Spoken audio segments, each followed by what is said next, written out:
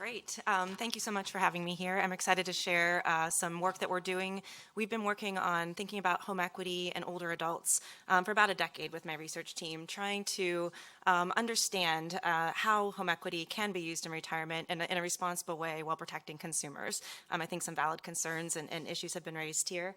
And so the challenge that was put forth to us by Brookings was to think about how can we reform reverse mortgages to make the market better. So acknowledging that there are challenges in the market, that it hasn't reached scale, what can we do to reform this market to make it better?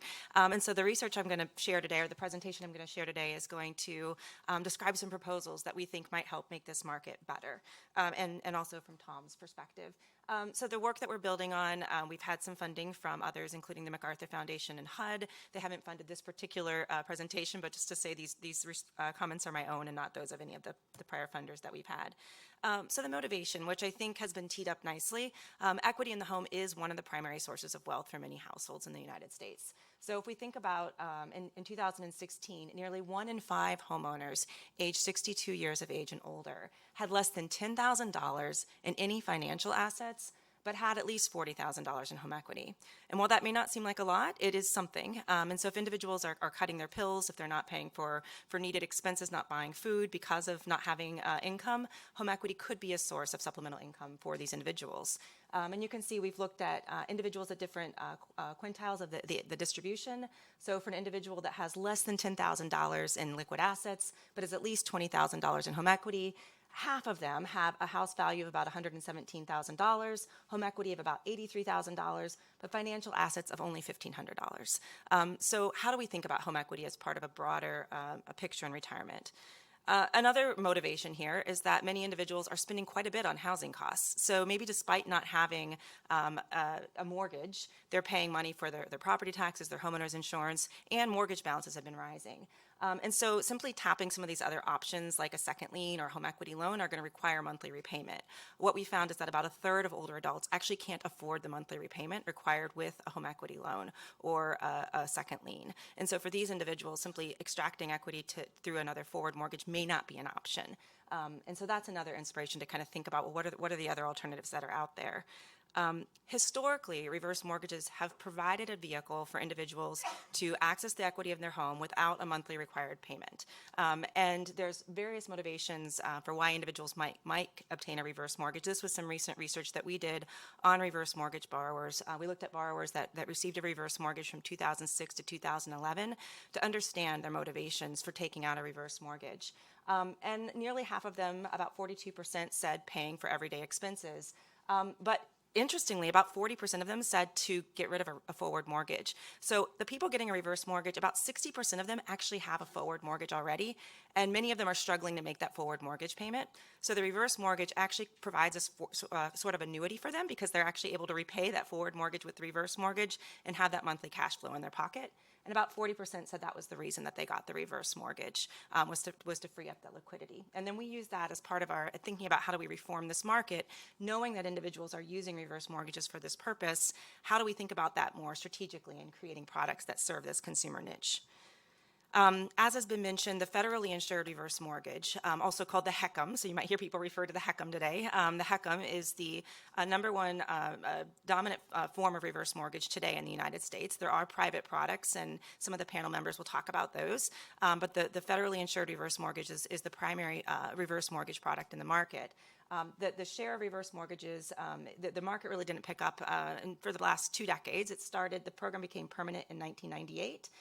Really started picking up volume in 2005, 2006, when securitization of reverse mortgages began, hit its peak in 2009.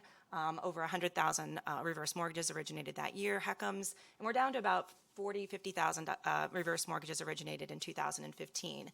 Many of the problems and challenges that have been mentioned here have been the subject of a lot of policy reforms. I'm not going to go into those here, but if you're interested, we do have those in our broader paper where we unpack the different policy reforms that have happened, and you can see some red lines here that show some of the reforms in the market, and there's actually a lot more lines than this on the doc that have tried to share up some of the problems in the market. But one of the challenges that both Tom and I think, wrestle with in our papers is this issue of crossover risk.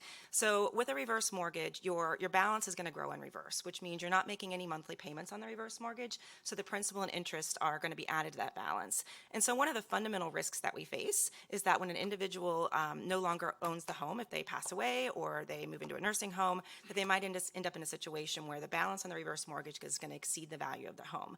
And we call that crossover.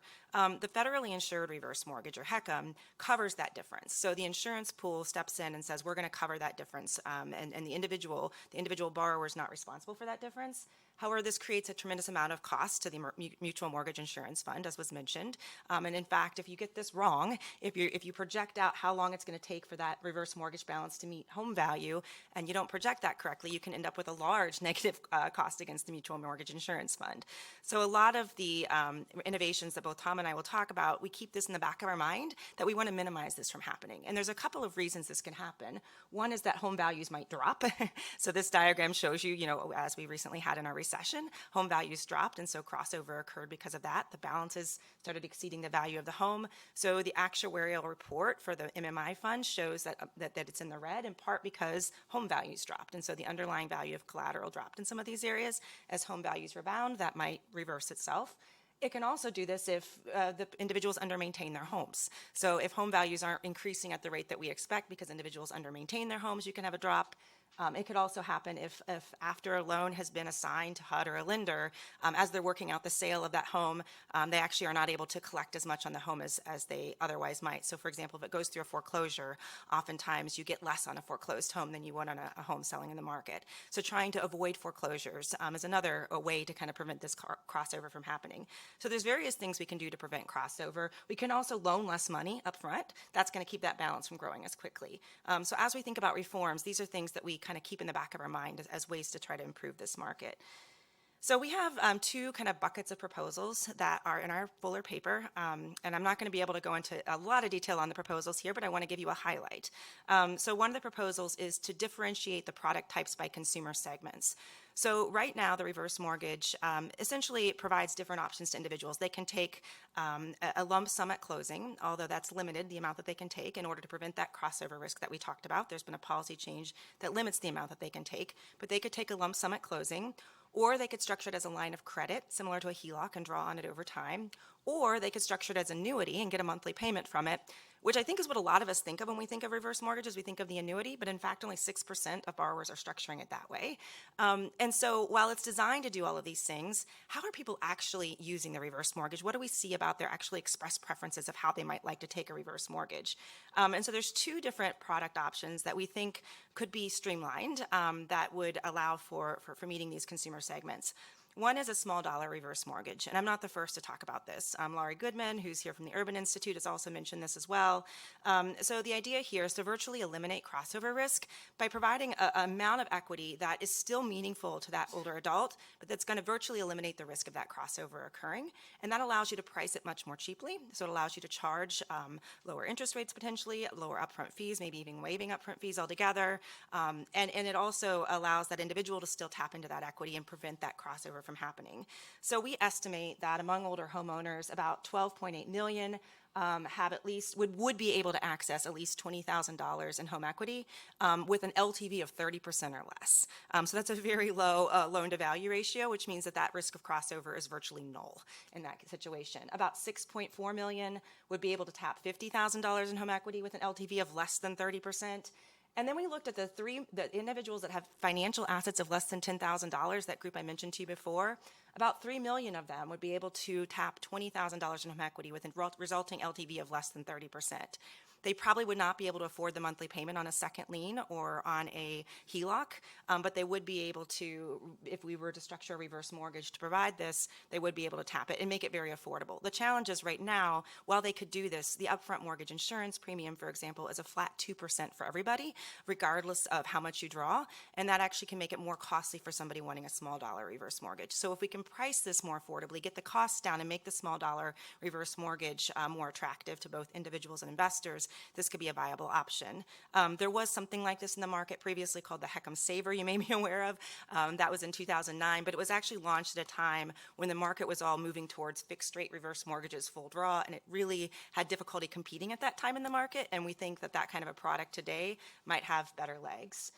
The second type of product that we talk about is a forward to reverse mortgage conversion product. So this is acknowledging the fact that the primary way people are taking their reverse mortgage today is to pay off a forward mortgage. So if we understand that fact, how would we structure a product specifically for that purpose and perhaps nothing else? Perhaps we acknowledge that maybe one of the main motivations for an individual to take a reverse mortgage is simply to extinguish that forward mortgage payment. And so we talk about 9.4 million older adults have mortgage debt of $10,000 or more, home values of $417,000 or less, and their housing costs are about 24% of their income currently, and that's the average of housing costs. So half of those individuals have housing costs that exceed that. So the reverse mortgage could substantially increase liquidity for these individuals if we were to extinguish their forward mortgage balance. So we estimate there's about 5 million of them that we could eliminate their forward mortgage, and they would still have less than 60% loan to value ratio, which again prevents that crossover.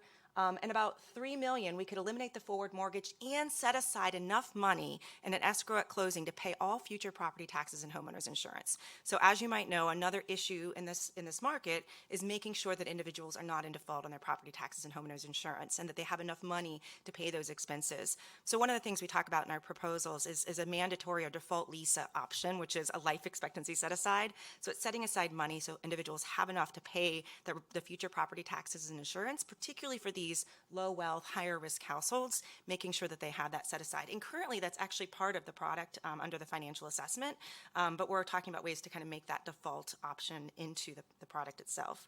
So our second bucket of proposals talk about implementing risk-based underwriting and preventative servicing. So this is trying to help not only new product options, but to also think about how can we change the risk environment for reverse mortgages. One thing that our research and some other research recently released by Fannie Mae shows is that, if we look at the credit score of borrowers who are getting reverse mortgages, we can actually identify those borrowers who are going to be at greater risk in the future. So individuals that have credit scores below 680, for example, end up at higher risk of defaulting on their property taxes and insurance. They also end up having greater, what we would call greater risk of crossover, and are more likely to have negative equity situations that end up costing the MMI fund or lenders more. And so if we know this fact going into it, how might we structure the product with full knowledge of this information? And so right now, post-2015, there's a financial assessment that all applicants for a reverse mortgage are required to go through. It's a very manual underwriting process. It's a huge improvement over, I would say, I think everybody in the industry and policy circles would agree that it's a huge improvement over the world where we had no underwriting for reverse mortgages. However, it's a very manual process. So basically, you pull a credit report, you look for any derogatory items on the credit report. You also do a financial assessment where you're checking their budget and their ability to pay property taxes and insurance. In the forward mortgage world, this is much more manual than what you might experience, and it can put a lot of transaction costs on the borrowers and the individuals. It may provide incentives for lenders to not provide the loan to lower wealth borrowers. And so what we would propose is that we streamline this, that we use credit score as kind of a risk indicator, knowing that above 680 is very little risk of default. Perhaps you could streamline underwriting for those individuals and require the more detailed financial assessment for individuals with credit scores below 680, and then perhaps even make the LISA, the life expectancy set aside, which is going to help cover the property taxes and insurance, the default option for anybody with credit scores below 680. And you wouldn't even need to go through that manual underwriting process if you agree to set aside or have enough money to set aside funds for your property taxes and homeowners insurance, thereby preventing this horrible situation where individuals end up without enough money to pay those expenses. The second bucket of reforms that we talk about, and this would apply, I think there's also something important to think about. A lot of the issues in the reverse mortgage market today are issues from vintage books of business. So the new policy reforms in 2013 and 2015, the new books of business are performing much better in general than the prior books of business, but we can't forget about those prior books of business because these are real older adults that own their homes that are facing foreclosures or facing issues. And so how do we help them? And so we think preventative servicing, and many lenders are doing this, but this, I think, not all are. And to your point, I think there's heterogeneity in how lenders are thinking about servicing these loans. And so we did a simple experiment with actually a counseling agency where we provided reminders to pay property taxes and insurance. And we actually reduced default by almost half among individuals that got those reminders. Now, that seems like a no-brainer. And many servicers, again, may be doing this already, but some aren't. And so this is something that seems like a no-brainer, but having the money to pay that lumpy tax expenditure can be a huge shock for individuals. And then other strategies that we can use to help maximize the collateral value of the property, so that foreclosure really is the option of last resort. And we're figuring out ways to help kind of keep the collateral value higher. And in the paper, we talk about some of those. But an example is like a cash for keys option. So you don't get to the foreclosure situation, but you work with the individual prior to that so that they can exit gracefully from the home and you're able to maximize the collateral value if they're in that situation. All right, I'm out of time, but thank you very much.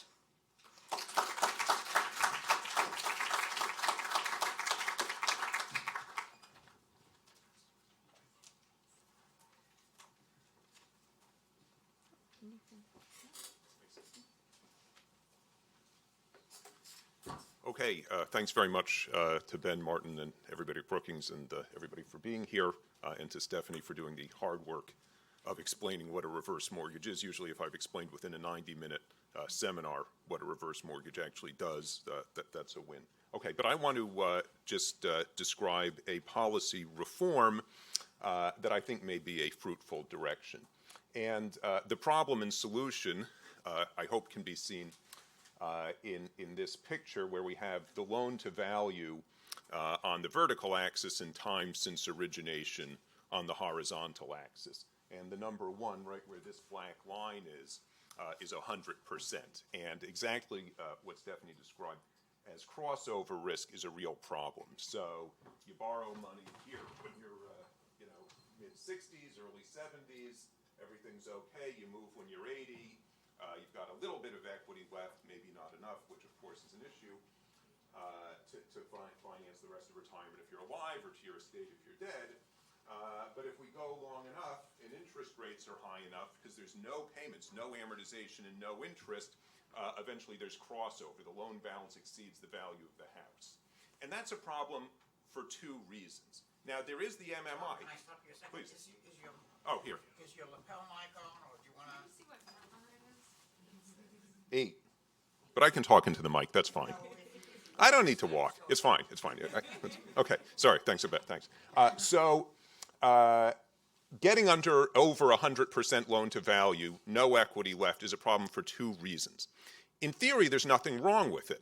In fact, the reverse mortgage is a hedge against living a long time. If you outlive the value of your house in this reverse mortgage, you've borrowed more in sort of present value than the value of your home. So you've won, and the lender, or FHA as the insurer, has lost. That's insurance against living a long time, just like any annuity, which we generally think of as not a bad thing. If prices fall, this is protection against falling prices. And of course, with the house as the most important asset in the portfolio, insurance against a decline in the value of your house, which is hard to find in the market, is very attractive. That said, there's a problem with that insurance. And I think all the evidence, both fancy empirical analysis and just talking to people, suggests that seniors do not value that so-called put option, the ability to effectively sell your house for the loan amount, which is greater than the market value. If you talk to people, they don't get it. If you look at the behavior of borrowers who have a credit line with money still on it, and that credit line exceeds the value of the house, if they were ruthless, if they really valued that option, they'd grab the cash. They'd dine and dash right before they leave, and it would be free money, and it would be the bank's problem. But that never happens. So that tells me, whereas FHA and the lender hates the underwater situation, there's servicing costs, it's expensive to insure that value, there's a lot of value in that area between loan amount and house. You don't know. The future's uncertain. The end is always near. There could be a big gap between the loan balance and the value of the house. And it's very scary to people who understand the product, but to seniors it doesn't have a lot of value. So offering a product where you have to provide expensive insurance that isn't appreciated by the borrower, not great. So that's one problem, a sort of bid-ask spread on this value here that you don't know how much they'll be, but it's potentially expensive. Problem number two is what I would call a moral hazard on the date of exit from the home. When you're a homeowner with no debt, Every day you stay in the house, your home equity is tied up in the house instead of free cash on which you can earn interest and spend money. So, there's a cost to remaining in the home. Every day you don't sell, you lose the opportunity cost of that capital. Once you've passed the date at which the loan balance exceeds the value of the house, you'll never leave. Even if you fracture your hip and you're not able to take care of yourself, why would you leave? It's free to stay in the house, and it's expensive to find care out of the home. So there's going to be a mismatch between incentives to stay for the borrower versus the lender. And that's just a design problem with reverse mortgage when it's likely that you're going to get underwater. So what is the solution? It's annuitization. And this used to be something called a fixed debt reverse annuity mortgage. But now, since borrowers tend to be very liquidity constrained people who do not want annuities, they want immediate cash, we've taken away annuitization. But you can think about the annuity with the reverse mortgage as having two components. The first component is the value of the home up till the date the borrower leaves. The second component is the value of the home after. That second component is where the reverse mortgage comes from. The most a lender can give you is how much is the house going to be worth when you're out of the house. But that leaves in value the part of the value of the home that represents rents up until you leave. And you can think about that as a life annuity that would pay those rents. Okay? If you took that component and added to a line of credit or to a lump sum proceeds, so you take the loan balance and you add to the loan balance a life annuity that pays in favor of the lender during the life of the loan. That life annuity, under sort of normal interest rate scenarios with no spread, would pay just enough to the lender that the initial cash to the borrower plus the loan, because the life annuity gets an interest rate because of the mortality premium greater than the interest rate in the economy, that loan, that annuity can pay off just enough interest so that the loan to value stays constant. What I'm proposing is a tilt or a rotation of the loan to value. You increase loan to value early in the life of the loan to buy a life annuity, and that life annuity over the course of the loan, as long as the borrower's in the home, is paying down principal. So you do start with a higher loan to value, but you never get this rapid escalation. So you can make it much less likely that if the loan lasts a long time, which is a big risk, that you get underwater, that you've crossed over. And that's the proposal. And what does it do? It eats in to this value. It makes it less likely that you're going to cross over, and when you do cross over, it's much less severe, the losses. Okay, so we've described why it's a problem. Now, I just want to show you the moral hazard. Here's a bunch of different borrower ages. Let's look at younger borrowers. Here's how much equity you have in the house. Here's 0 equity, 50, 100. This is reverse mortgage borrowers, so this is after they've taken on HECM. The vertical axis is the termination rate. What we find is borrowers with no equity, the only way they leave is dead. There's no reason to move while alive, and they don't. Exit rates get much more rapid when there's a lot of equity in the house, okay? So it's not necessarily any kind of strategic motives, but borrowers don't leave when they don't have equity in the home because, there's just a lack of incentive. Okay, so let me just describe what I'm proposing as this annuity which pays to the lender during the life of the loan, and then if the borrower leaves while alive, the annuity reverts to the borrower as cash flow to support housing after they've left, okay? So imagine a HECM with all other terms the same, so 50-ish% loan to value, same interest rate, same mortgage insurance premium, potentially, although I think this will allow a lower upfront mortgage insurance premium. Okay, so you add a life annuity to the debt amount.